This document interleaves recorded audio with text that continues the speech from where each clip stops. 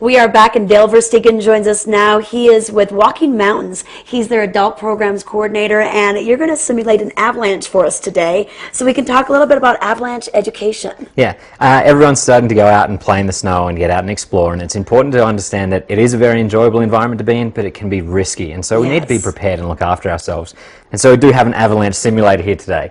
And to help explain it, as snow starts falling, it'll land on the ground and actually starts changing. When it falls, it comes down as this lovely crystal with 6 sides that'll actually stick together and hold on to each other. But as it's on the bottom in the ground, if the temperature changes and we get these fluctuations, it can turn to a square crystal similar to sugar. Okay. So essentially, as our snow falls, we can build up this sugary layer on the bottom. Now, it can be called depth hoar, and so it's got these granulated edges. It doesn't stick well, and so we'll put a good amount of depth hoar in there.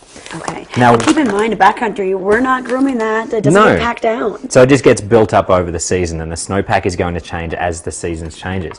Now, as we get fresh snow, though, we get this lovely powder falling down, and everyone starts getting excited and going, I need to get out there and start making some great turns in some bigger areas.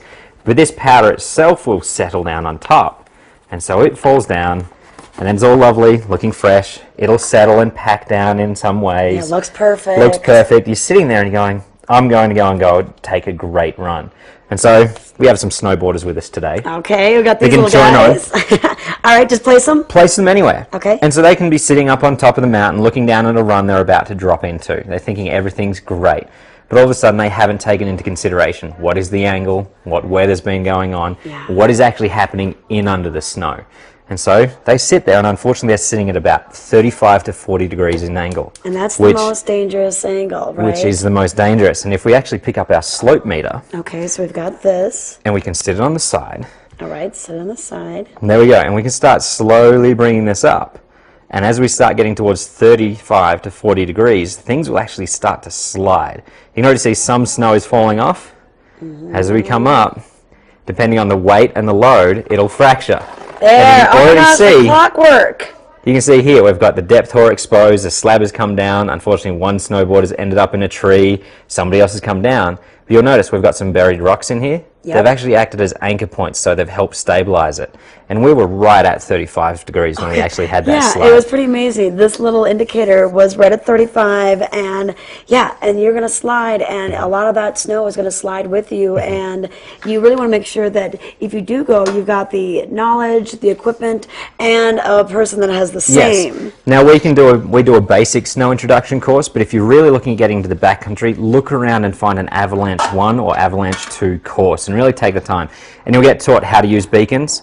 We'll have beacons this year up at our Nature Discovery Centre that people can look at and play around with. They're incredibly easy to use. Shovels, because when this snow slides, it packs down like concrete. You need to break through it. And then the last thing you'll need is a very long probe. And this probe is if somebody is buried, you'll find them with a beacon, but then you still need to dig through the snow to find them. And it's crucial to get them out quick. Okay. Oh, yeah. It's amazing. The different education classes that are offered, and it's kind of fun to show people this in a safe environment, and that's what your programs are all about. You know, letting people learn in a safe environment. And so it's come up to the Discovery Centre, we'll have this exhibit with us.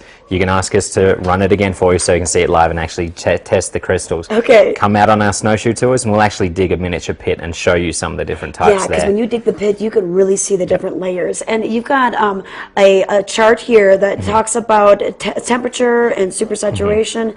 Give us an idea of what sort of snowflakes are falling. Yeah, so you'll have, depending on weather conditions, you'll have what's known as a nucleating body, which is really a dust particle freezing with 6 pieces of water.